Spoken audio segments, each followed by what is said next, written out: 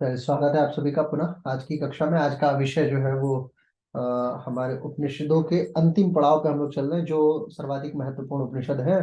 उन उपनिषदों का पूरा पूरा 10 उपनिषदों के विषय में मैंने ऑलरेडी बता लिया। 10-12 उपनिषद हो चुके हैं, 2-3 और उपनिषद बच रहे हैं। और ये हफ्ता भी, यानी कि आज है बृहस्पतिवार, शुक्रवार, शनिवार और रविवार, 3 दिन हम लोग, और 3 दिनों के अंदर हमें बाकी के उपनिषद समाप्त करने हैं जो भी बचे हुए, क्योंकि उसके बाद हमारे पास समय बहुत कम बचेगा।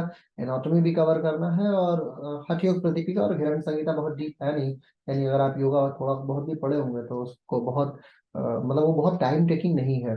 जो चीज टाइम टेकिंग थी वो है उपनिषद, और जो चीज इंपॉर्टेंट है, जिस जैसा हम लोगों ने अपने टारगेट के अनुरूप रखा था, वो है एनाटॉमी, योगा एनाटॉमी।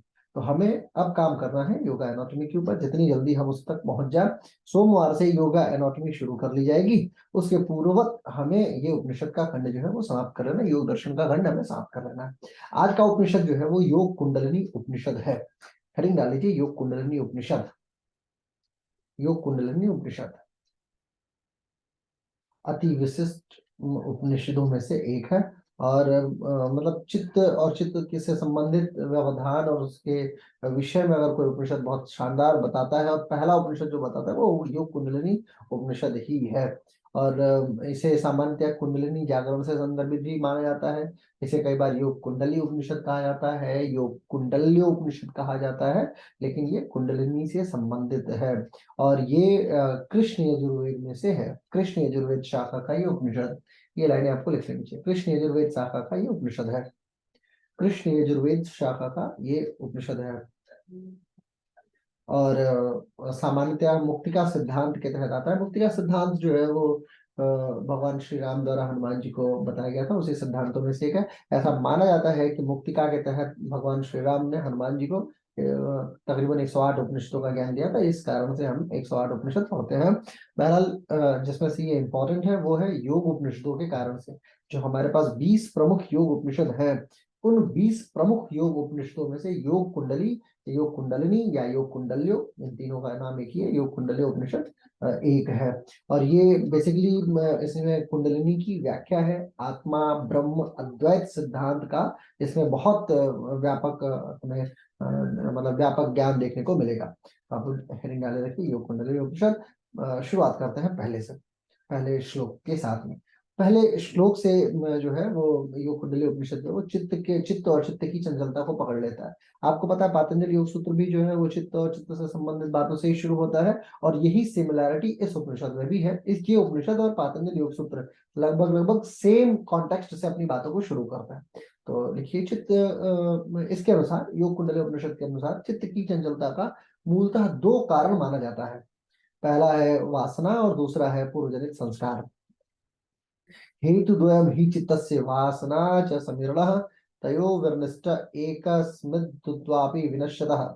यानी चित्त की चंचलता के मूलतः 2 कारण बताया, वासना है और पूर्वजनित संस्कार है ना। और इनमें से अगर इसको आप कंट्रोल करना है आपको इसको, तो इसके लिए उपाय भी बताया कि अगर आप वायु का निरोध कर लेते हैं, या वायु या प्राण का निरोध कर लेते हैं, यानी उस तक अपनी पहुंच को बना लेते हैं, तो वो क्या करेगा फिर, वायु या प्राण, इनको कंट्रोल करने की क्षमता डेवलप कर देता है। इनको कंट्रोल कर सकने की जो क्षमता है वो ये डेवलप कर लेता है। ठीक है, स्पॉटलाइट में कर लेता हूँ ताकि आप लोग को दिखता हूँ प्रॉपर तरीके से। आगे लिखिए, इसके अनुसार यह उपनिषद प्राणवायु पर विजय प्राप्त करने को प्राणवायु पर विजय प्राप्त करने को प्रमुख मानता है। यानी कि सबसे पहले वायु को कंट्रोल करने की बात कही गई है। अगर आप चित्त की चंचलता को कंट्रोल करना चाहते हैं, पूर्वजनित संस्कारों को काउंटर करना चाहते हैं, तो आपको वायु कंट्रोल करना है, वायु से संबंधित प्राण कंट्रोल करना है, प्राण वायु कंट्रोल करनी है। और उसके लिए भी 3 साधन बताए गए हैं। यानी कि वायु को कंट्रोल करने के 3 प्रमुख साधन है, मिताहार, आसन और शक्तिशालिनी मुद्रा। मोस्ट इंपॉर्टेंट लाइन ये याद रखिएगा आप लोग, मिताहार, आसन और शक्तिशालिनी मुद्रा का अभ्यास। योग चित्त वृत्ति निरोध वृत्तिया पंचतया क्लिष्टा क्लिष्टा प्रमाण विपर्य विकल्प निद्रा स्मृतया, ये वाली जो पूरी लाइनें हैं वो कहीं ना कहीं मिताहार को, मतलब बहुत बहुत बहुत रेयर ऑफ द रेयरेस्ट आप देखेंगे कि ये डिस्क्रिप्शन आए। आसन का वर्णन आता है पातंजलि सूत्र में, लेकिन बहुत एक के दो सूत्र के विषय में, कि सिर्फ अष्टांग में आसन भी है द्वितीय पाठ में। परंतु शक्ति चालिनी मुद्रा, गार्गी मुद्रा, ऐसी मुद्राओं का अगर व्यापक व्याख्यान देखना है तो आपको हठ योग के सारे ग्रंथों का रुख करना होगा, है ना। शक्ति चालिनी मुद्रा मुद्रा जो है, और खिचड़ी मुद्रा है, इन सारे मुद्राओं को यदि आप देखना चाहें तो इसके लिए उपनिषद है। पिछले उपनिषदों में खिचड़ी मुद्रा का व्यापक वर्णन था, यहाँ शक्ति चालिनी मुद्रा का वर्णन हमें देखने को मिलेगा।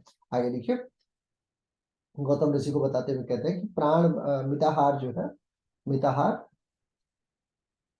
मिताहार कल्याण का कारक होता है, और मिताहार कल्याण का कारक होता है। इसके लिए मधुर भोजन, आधा पेट, 25% पानी और 25% हवा, 25% हवा, ये सेम लाइनें आप लोगों ने एक और उपनिषद में देखा था। पिछले उपनिषद में जब हम लोग पढ़ रहे थे तो कौन सा, ये तो उपनिषद में भी सेम बातें की गई हैं। 25-25 50-25-25 का रेशियो बताया गया है। 50% भोजन, 25% खाली और 25% पानी। और देखिए इस उपनिषद में या इसमें दो आसनों का प्रमुखता से वर्णन है, पद्मासन और दूसरा वज्रासन। पद्मासन और दूसरा वज्रासन, पद्मासन और वज्रासन। अच्छा, इस उपनिषद का महर्षि गोरखनाथ पे बड़ा प्रभाव था। आगे देखिए,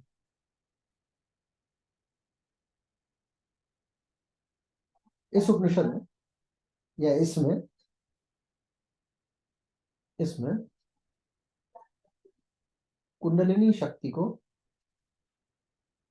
शक्ति चालिनी क्रिया के द्वारा जागृत किया जाता है, ऐसा जाता है, ऐसा वर्णन है। जिसके लिए जिसके लिए दो प्रमुख मार्ग दो प्रमुख मार्ग सरस्वती चालन और सरस्वती चालन और प्राणायाम का वर्णन आता है। आप छोटी सी हेडिंग डाल लीजिए, माइक्रो हेडिंग जिसको बोलते हैं, सरस्वती चालन। सरस्वती चालन क्या है उसके विषय में वर्णन करते हैं। जब ईड़ा नाड़ी से श्वास चल रही हो, बहुत इंपॉर्टेंट लाइन है, पद्मासन करने की भी विधि है ये। पद्मासन उसी समय लगना है। पद्मासन क्या, ऐसे जो भी आसन जहाँ पे जो पावर जनरेट करने वाले आसन होते हैं, जो शक्ति कारक आसन होते हैं, उन सारे आसनों को करने के लिए ईड़ा स्वर का चलना अनिवार्य माना जाता है। हठ योग की परंपरा एक है जो स्वीकार करती है कि अगर आप कोई भी ऐसा पावरफुल आसन कर रहे हैं जहाँ पावर की आवश्यकता हो, और जिसको लंबे समय तक होल्ड रखने के लिए आपको बहुत मतलब मस्तिष्क से भी पावरफुल होना चाहिए। जैसे वज्रासन है, वज्रासन पद्मासन हो गया। सुखासन करने के लिए कोई ईड़ा की आवश्यकता नहीं है, उसमें नॉर्मल कर सकते हैं, लेकिन पद्मासन करने के लिए ईड़ा स्वर चलना।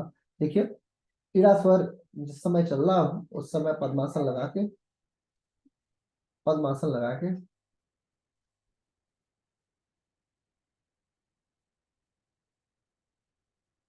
सरस्वती चारण मुद्रा का अभ्यास करना चाहिए।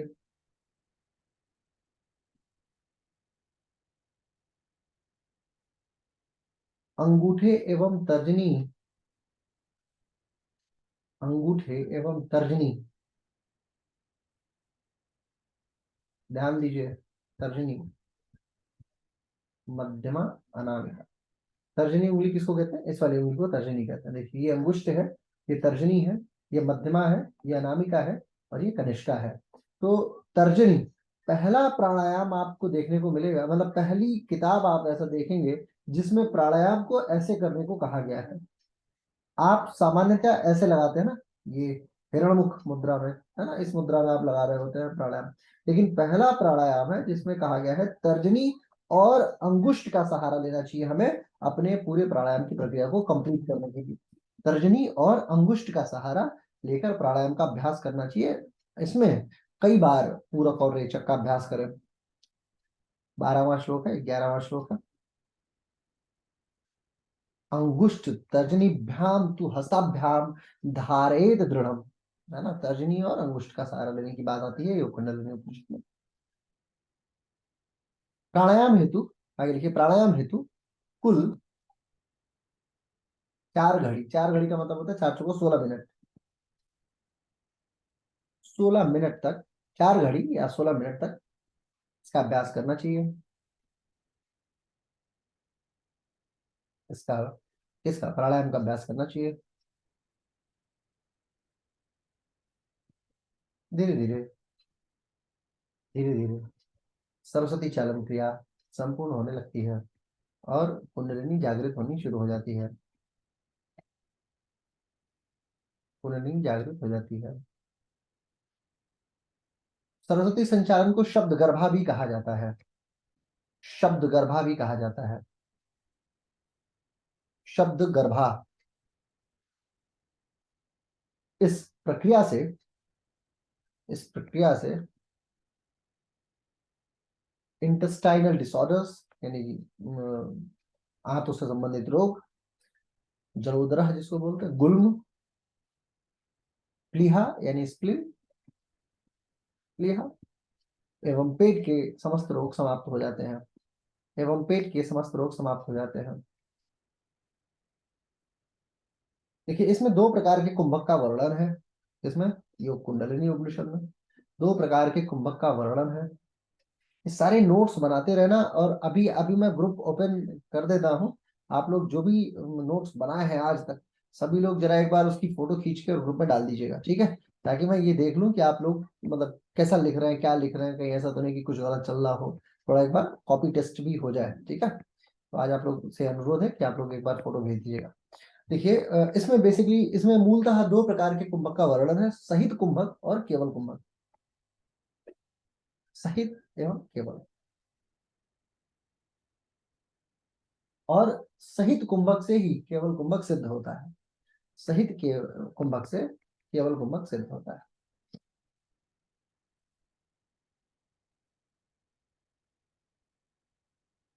कुंभक को जो कुंडलिनी उपनिषद में सामान्यतः प्राणायाम की भांति दर्शाया गया है। प्राणायाम की भांति दर्शाया गया है। और इसे 4 प्रकार का बताया गया है। और इसे 4 प्रकार का बताया गया है। सूर्यभेदी, उज्जाई, शीतली और भस्त्रिका। सूर्यभेदी, उज्जाई, शीतली और भस्त्रिका,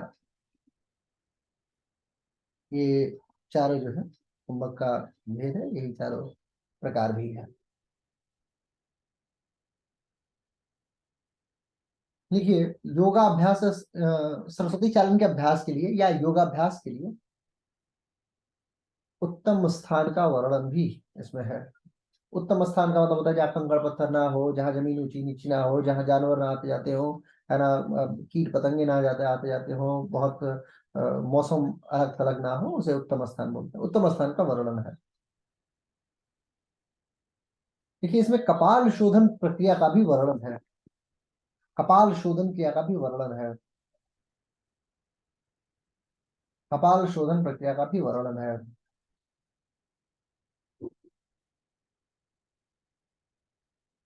4 प्राणायामों में सूर्यभेदी, उज्जाई, शीतली और भस्त्रिका।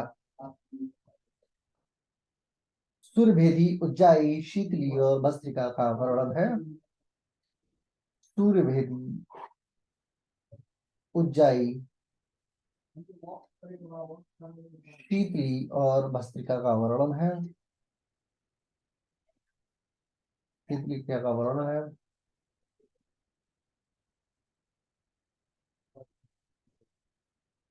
साथ ही साथ ही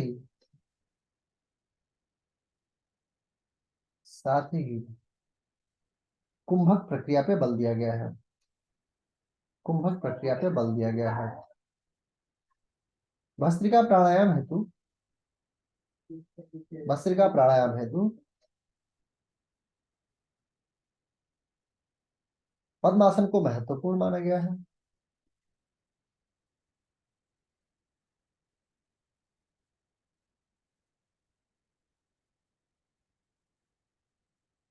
पद्मासन को महत्वपूर्ण माना गया है।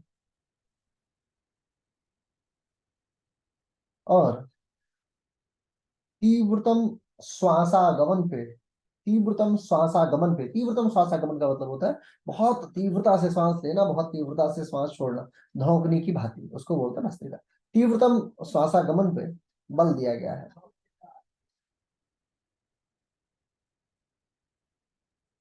इसमें 3 प्रकार का बंध भी बताया गया है, मूल, उद्यान और जालंधर।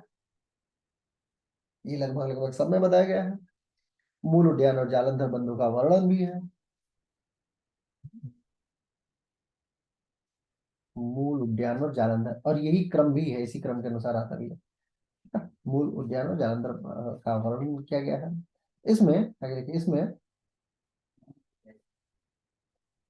इन बंधों को इन बंधों को प्राणायाम हेतु अति महत्वपूर्ण माना गया है।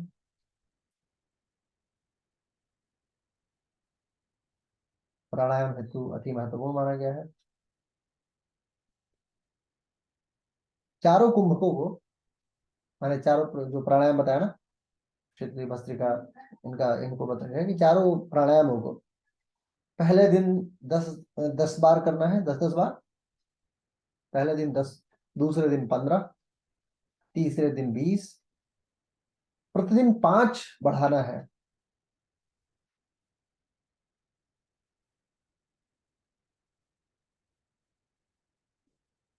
अब आगे लिखिए, वर्जनाएं। वर्जना का मतलब होता है क्या चीजें योगी को नहीं करनी चाहिए। जो खास करके इन प्राणायामों का अभ्यास कर रहा हो, ऐसे योगी को क्या नहीं करना चाहिए, उसका वर्णन आता है। सबसे पहली चीज है, और हो सकता है आप सभी लोग इस प्रक्रिया से होकर गुजर रहे हो, वो है दिन में सोना। तो योगी को दिन में नहीं सोना चाहिए, नंबर 1 चीज। रात्रि का जागरण अगेन बेकार चीज है। दिन में सोएंगे तो जाहिर सी बात है रात को जागेंगे। मलमूत्र के वेग को रोकना। मलमूत्र के वेग को रोकना। उचित ढंग से आसनों का अभ्यास न करना। चिंता, दोष युक्त रहना। चिंता एवं दोष युक्त रहना। और प्राणायाम में बहुत शक्ति लगाना।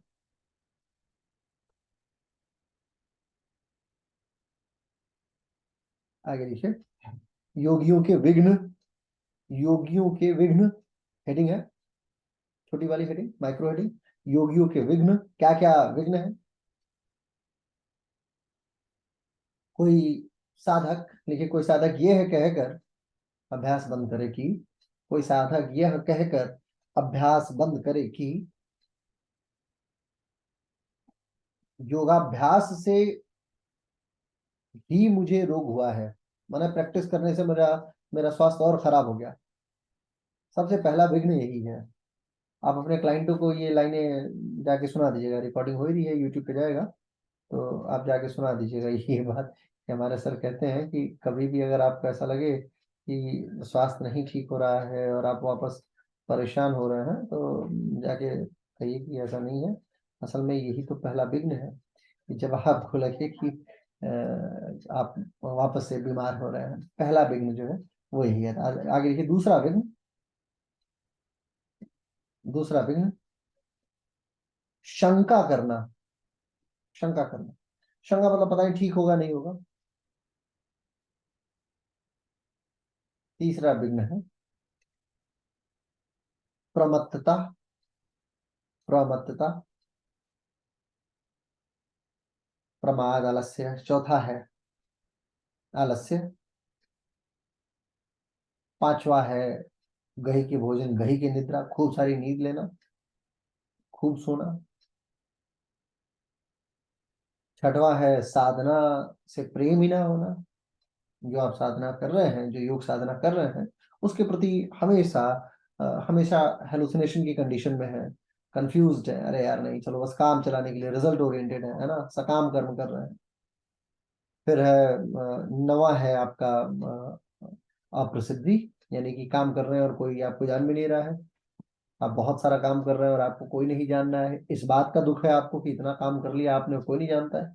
किसी के सामने आप जाके बहुत सारा शोबाजी करना शुरू कर देते हैं कि मैंने इतना काम किया, तुमने क्या किया है ना मैंने इतनी साधनाएं किया, ये भी एक वो है। और योग तत्व को प्राप्त ना हो पाना, ऐसा विश्वास रखना, ये 10वां विघ्न। कुल 10 विघ्नों का वर्णन आता है इसमें। योग तत्व को प्राप्त ना हो पाना, ये मतलब आप प्राप्त नहीं हो पाएंगे, ऐसी धारणा करना, ऐसा सोचना, ये जो है ये 10वां विघ्न है। इसको समाप्त करने के लिए प्राणायाम का वर्णन है, यानी अगर आप इसको फिनिश करना चाहते हैं इन विघ्नों को, तो प्राणायाम का अभ्यास करें, प्राणायाम का अभ्यास करें और प्राण को ऊर्ध्वगामी बनाए, ऊर्ध्वगामी बनाए, ऊर्ध्वगामी बनाए। प्राण और अपान, माने जो दोनों प्राणों का दो प्राण है ना, एक प्राण और एक अपान। देखिए, प्राण और अपान वायु बार बार ऊर्ध्वगामी करके कुंडलिनी को सीधा करने का प्रयास करें, को सीधा करके सीधा करने का प्रयास करें। धीरे धीरे कुंडलिनी, धीरे धीरे कुंडलिनी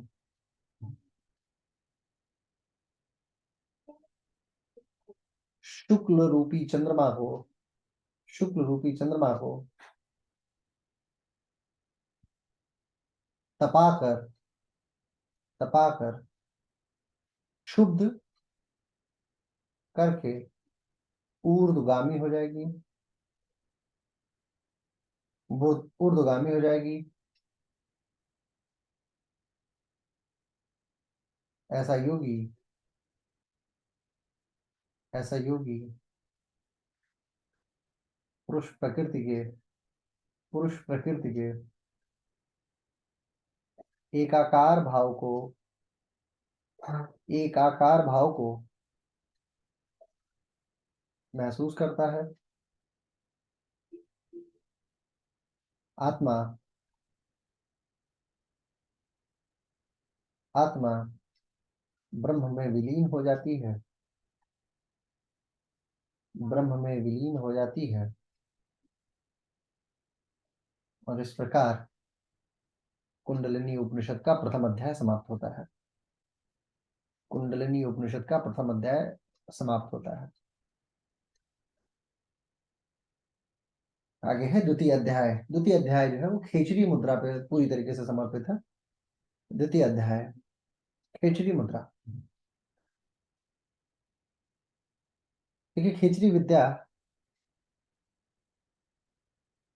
अमरत्व की विद्या है, खेचरी विद्या अमरत्व की विद्या है। इसका अभ्यास, इसका अभ्यास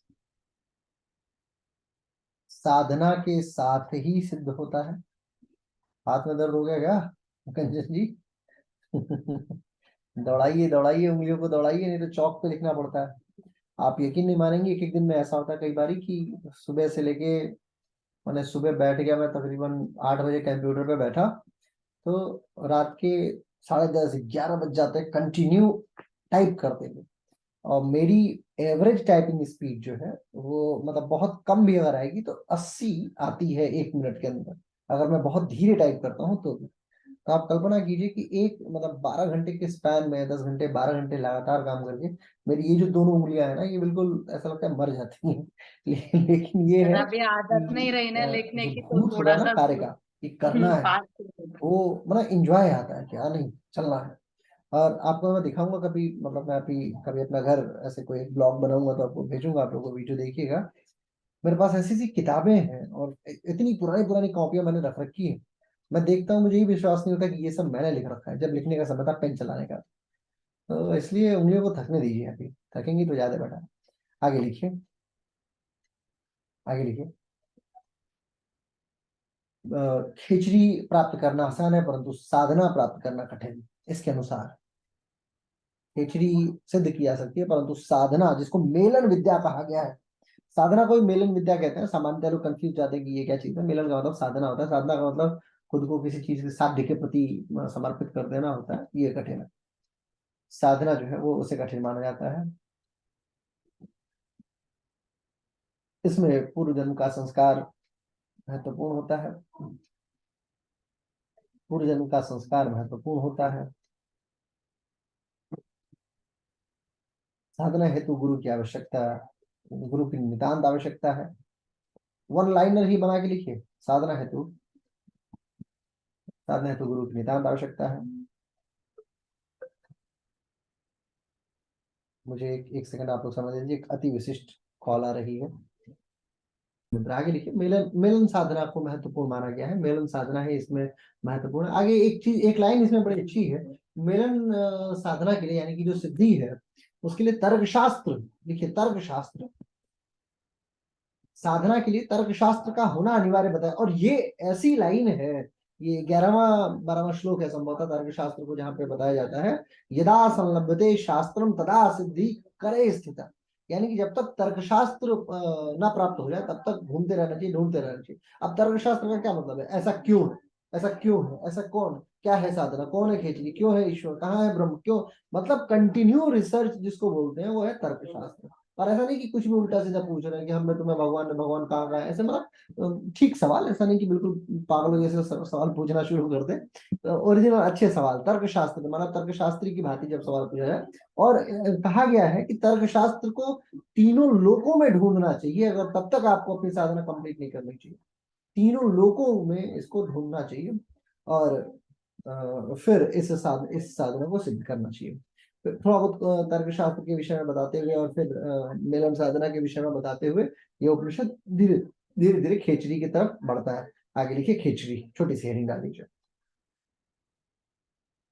खेचरी।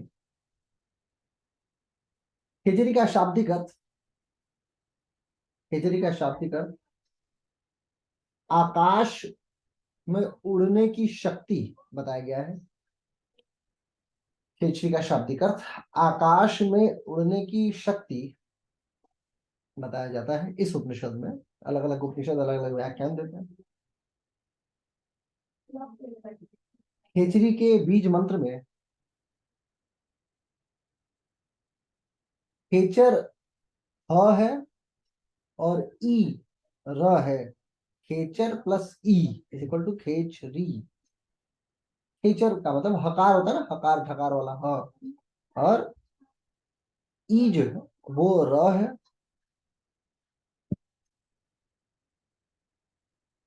ई र है। खेचरी इसी बीज मंत्र से सिद्ध होता है, खेचरी इसी बीज मंत्र से सिद्ध होता है।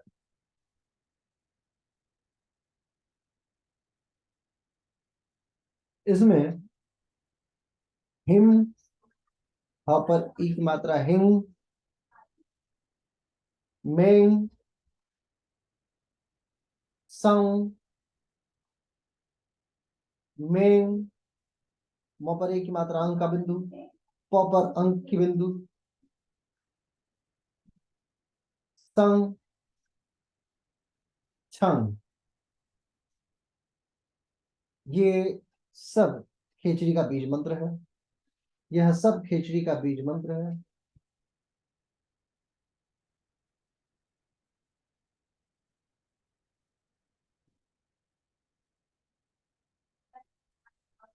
इस मंत्र का, इन या इन बीज मंत्रों का, इन बीज मंत्रों का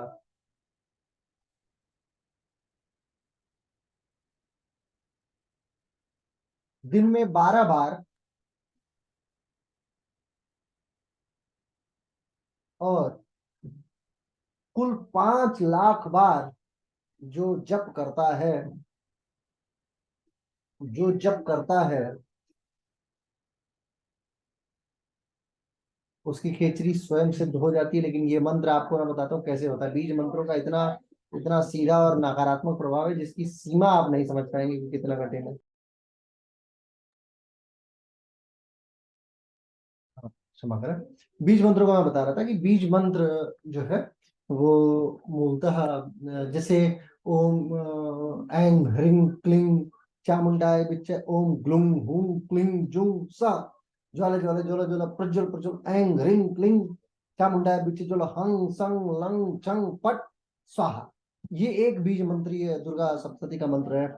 ऐसे ही एक आता है नित्यम कुरकुरु स्वाहा जो आता है एक मंत्र दुर्गा सप्तशती में। बीज मंत्रों का इतना बड़ा व्याख्यान है कि आप देखेंगे ओम धिजाग्रम धिजाग्रम त्रोटे त्रोटे दित्तम कुरकुरु स्वाहा, एक ऐसा भी एक मंत्र आता है जिसको अर्गला स्त्रोत बोलते हैं। वहां पे कई सारे मंत्रों का प्रयोग किया गया है और ये मारण सम्मोहन साधनाओं में बहुत प्रयोग होते हैं। इवन गायत्री मंत्र देखिए, गायत्री मंत्र इतना सिंपल है ना, ओम भूर्भुवः स्वः तत्सवितुर्वरेण्यं भर्गो देवस्य धीमहि धियो यो नः प्रचोदयात्। बहुत सिंपल है। लेकिन अगर इसको आपको सुपर स्पीड, सुपरसोनिक स्पीड में लेके आना है तो ओम होंग ग्लूम सह, बस 3 मंत्र आगे लगाइए और फिर गायत्री मंत्र पढ़ी, भूर्भुवः स्वः तत्सवितुर्वरेण्यं भर्गो देवस्य धीमहि धियो यो नः प्रचोदयात्, जुम सह, फट स्वाहा।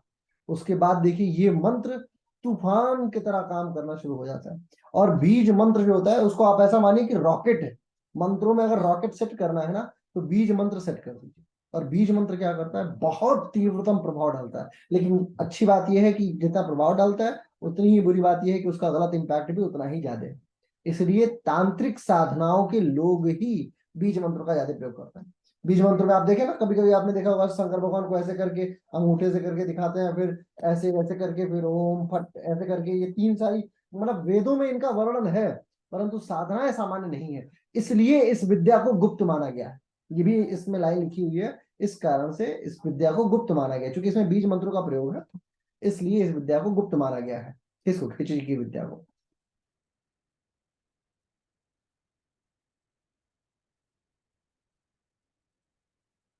खिचड़ी के अभ्यास के लिए ये शुरुआती प्रक्रिया है, इसे अनिवार्य माना गया है, इसे अनिवार्य माना गया है।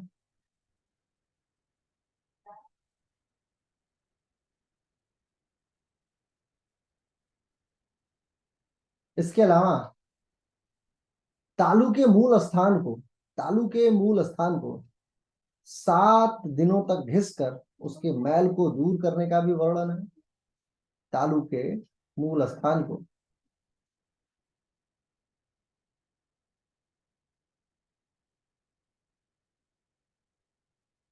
स्नुहि पत्र, कुश का जो पत्ता होता है ना, थुहर भी बोलते हैं, थुहर का पत्ता जो होता है जिसकी धार बहुत तेज होती है, उसे जिह्वा मूल पे, जो जीभ है उसके मूल स्थान पे प्रतिदिन बाल के बराबर ही काटा जाना चाहिए। मतलब उसको जब आप रगड़ेंगे पत्ते को अपने जीभ के नीचे तो थोड़ा सा कट करेगा, बहुत हल्का, इतना बहुत हल्का सा कट करना चाहिए। साथ ही हरड़ और सेंधा नमक का चूर्ण कटे हुए स्थान पर 7 दिन तक लगाना चाहिए। फिर 7वें दिन पुनः एक बार थोड़ा सा बाल के बराबर काटे। ऐसे लगातार 6 महीने में, लगातार 6 महीने थे। षड मासाद्र सनाम मूलम सिराबद्धम प्रणश्यति। 6 महीने में जो जीव का निचला हिस्सा है वो स्वयं ही कट जाता है, स्वयं ही कट जाता है।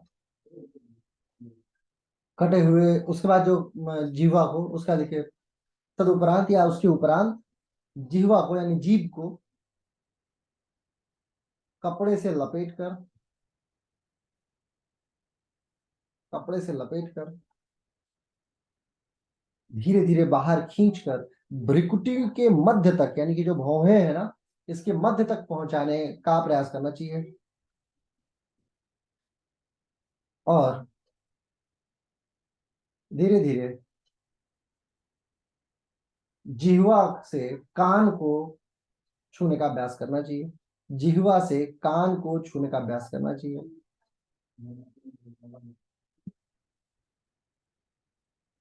यह अभ्यास 3 वर्ष तक करना चाहिए, यह अभ्यास 3 वर्ष तक करना चाहिए।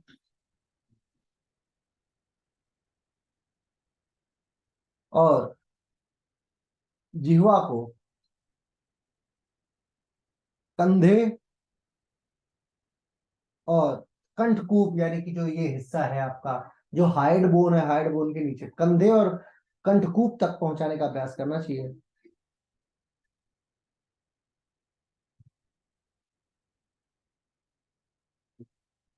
कंधे और कंठकूप तक पहुंचाने का अभ्यास करना चाहिए। धीरे धीरे, धीरे धीरे जीवा ऊर्ध्वगामी होकर ब्रह्मरंध्र को ढक देगी, ऊर्ध्वगामी होकर ब्रह्मरंध्र को ढक देगी और उसका भेदन कर देगी।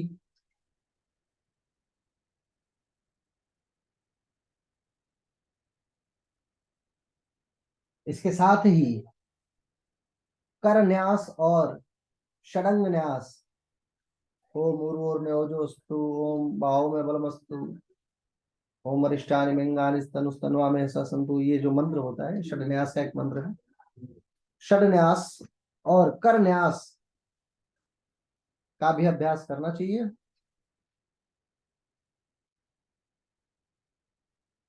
का भी अभ्यास करना चाहिए। धीरे धीरे धीरे धीरे मंत्र की सिद्धि, मंत्र की सिद्धि, मेलन की सिद्धि, मेलन यानी साधना की सिद्धि, मेलन की सिद्धि, मंत्र की सिद्धि और खेचरी की सिद्धि, खेचरी की सिद्धि योगी को पूर्ण खेचरी सिद्धि प्राप्त कराती है। और धीरे धीरे योगी, धीरे धीरे योगी पूर्ण सिद्धि को प्राप्त करता है।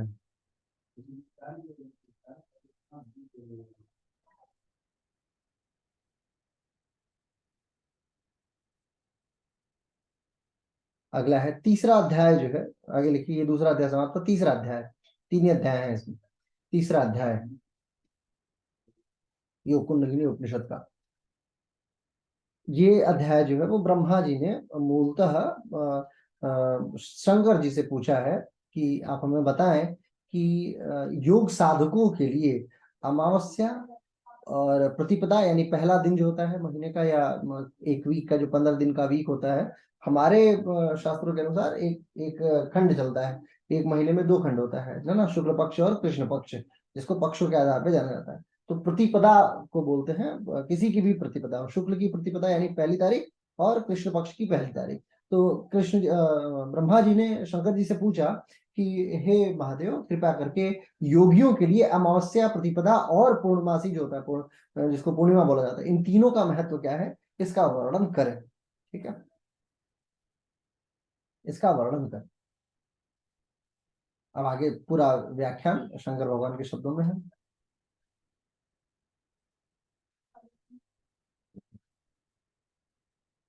साधना की प्रथम श्रेणी में यानी प्रथम चरण में,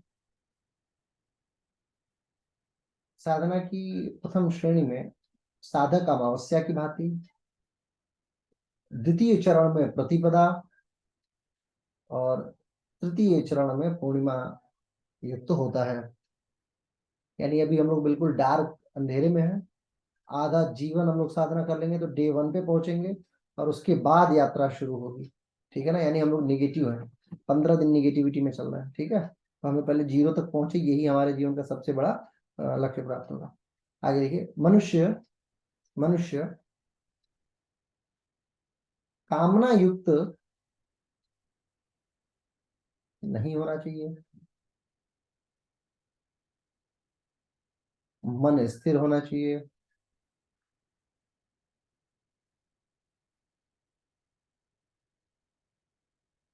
नाड़ियों में नाड़ियों में प्राण का वहन होना चाहिए, ग्रंथियों का भेदन करना चाहिए,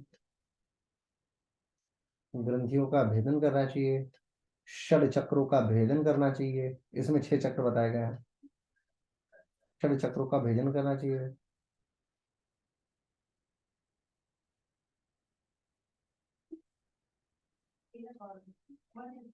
धीरे धीरे धीरे धीरे योगी योगी योगी अपने मार्ग में प्रशस्त होता है।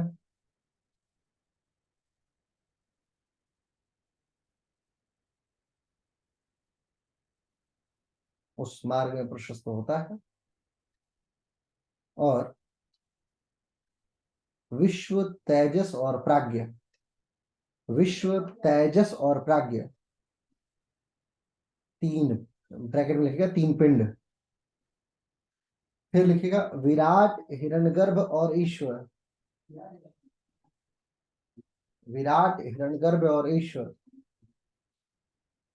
इसे 3 ब्रह्मांड, ब्रैकेट में लिखे तीनों ब्रह्मांड इसको बोलते हैं। फिर भू भुव स्वः, ये तीनों लोग,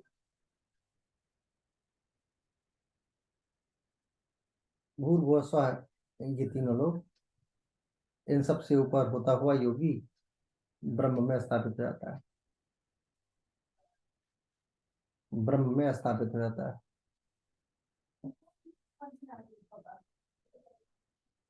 और और आत्मा का, देखिए, और योगी आत्मा का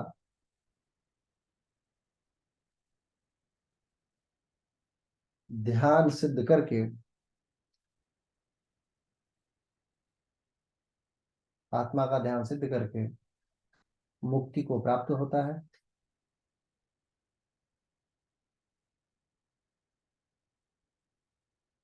और पंच महाभूतों से, पंच महाभूतों से रहित पर ब्रह्म में, पर ब्रह्म में स्थापित हो जाता है, पर ब्रह्म में स्थापित हो जाता है। और योग कुंडलिनी उपनिषद को समाप्त कर दिया जाता है। यहीं पे योग कुंडलिनी उपनिषद जो है वो पूर्ण होता है। ठीक है, 3 अध्याय युक्त है। खेचरी कुंडलिनी अर्थात खेचरी, खेचरी अर्थात मेलन, ये बात याद रखिएगा। कुंडलिनी शक्ति है तो खेचरी इंपॉर्टेंट है। और सेकंड लेसन में इसका व्यापक वर्णन है। बहुत ज्यादा प्रश्न नहीं बनता, लेकिन जितना भी प्रश्न बनेगा ये पूछ दिया कि योग कुंडलिनी उपनिषद के 2 आसन बताइए, है ना, किस प्रकार की योग का वर्णन किया गया है, क्या क्या महत्वपूर्ण माना गया है, तो ये सब इसका प्रश्न बनता है। योग कुंडलिनी उपनिषद इसी के साथ समाप्त होता है। अब ले दे के बचे आपके 3 और उपनिषद, 2 और दिन। आज है कौन सा दिन है? बृहस्पतिवार, शुक्रवार और शनिवार। रविवार के दिन आप लोग विश्व कप देखेंगे, तो मुझे पता है कि वर्ल्ड कप का मैच कोई छोड़ना नहीं जाएगा, इसलिए आप लोग वर्ल्ड कप का मैच देखिएगा। और लेकिन फिर भी अगर आप लोग देखेंगे, अगर संभावना रही तो रविवार के दिन भी हम लोग अपना अध्ययन जारी रखेंगे। ठीक है, आज की कक्षा को यहीं समाप्त करते हैं।